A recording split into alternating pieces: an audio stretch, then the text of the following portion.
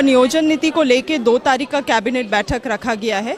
तो आशा करती हूँ कि जो सर्वे पोलिंग हुआ था अभी रिसेंटली मुख्यमंत्री द्वारा जो सर्वे टेलीफोनिक सर्वे हुआ था उसका परिणाम में संशोधन करते हुए कि जनमानस का क्या ओपिनियन है उस ओपिनियन को लेते हुए उसमें संशोधन करते हुए इस नीति को लाया जाए। और मैं संशोधन इसीलिए कह रही हूँ क्योंकि इसमें 2 पोलिंग ऑप्शन था। पहला था 1932। मैं नहीं चाहती हूँ कि अभ्यर्थियों को इतना देर इंतज़ार करना पड़े कि सेंट्रल से पारित हो उसके बाद 9th शेड्यूल में जाए और अन्य चीज़।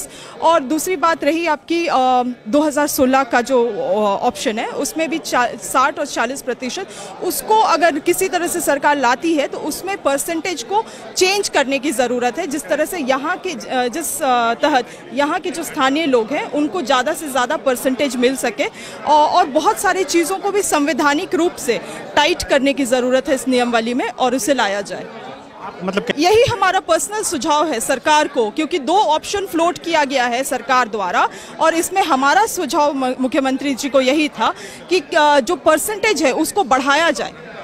जो परसेंटेज है जो बाहरी भीतरी वाली जो 40 जो रेशियो है उसको बढ़ाया जाए ताकि यहाँ के स्थानीय लोगों को ज़्यादा से ज़्यादा नौकरी मिल सके। और दूसरा चीज़ है कि संवैधानिक पहलू से भी इसको तरीके से बांधा जाए ताकि कोर्ट में चैलेंज ना हो सके या गवर्नर से वापस ना हो सके। हमारा ये पर्सनल सुझाव है। जी जी क्या बोले? नियोजन नीति को लेके 2 तारीख का कैबिनेट बैठक रखा गया है। तो आशा करती हूँ कि जो सर्वे पोलिंग हुआ था अभी रिसेंटली मुख्यमंत्री द्वारा जो सर्वे टेलीफोनिक सर्वे हुआ था उसका परिणाम में संशोधन करते हुए कि जनमानस का क्या ओपिनियन है उस ओपिनियन को लेते हुए उसमें संशोधन करते हुए इस नीति को लाया जाए। और मैं संशोधन इसीलिए कह रही हूँ क्योंकि इसमें 2 पोलिंग ऑप्शन था। पहला था 1932। मैं नहीं चाहती हूँ कि अभ्यर्थियों को इतना देर इंतज़ार करना पड़े कि सेंट्रल से पारित हो उसके बाद 9th शेड्यूल में जाए और अन्य चीज़। और दूसरी बात रही आपकी 2016 का जो ऑप्शन है उसमें भी 60 और 40% उसको अगर किसी तरह से सरकार लाती है तो उसमें परसेंटेज को चेंज करने की ज़रूरत है, जिस तरह से यहाँ के तहत यहाँ के जो स्थानीय लोग हैं उनको ज़्यादा से ज़्यादा परसेंटेज मिल सके। और बहुत सारी चीज़ों को भी संवैधानिक रूप से टाइट करने की ज़रूरत है इस नियमावली में और उसे लाया जाए।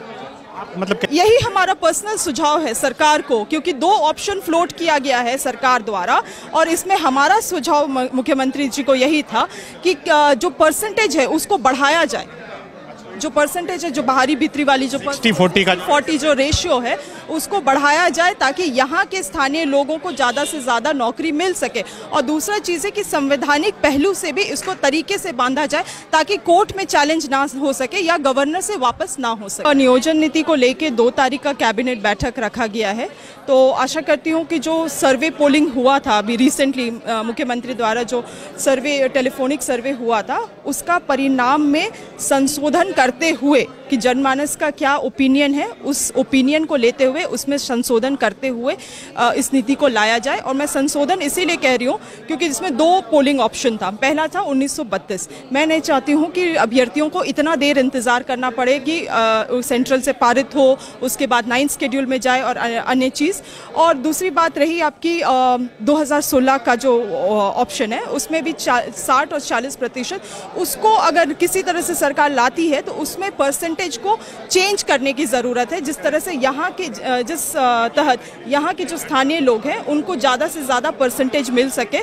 और बहुत सारी चीज़ों को भी संवैधानिक रूप से टाइट करने की ज़रूरत है इस नियमावली में और उसे लाया जाए। मतलब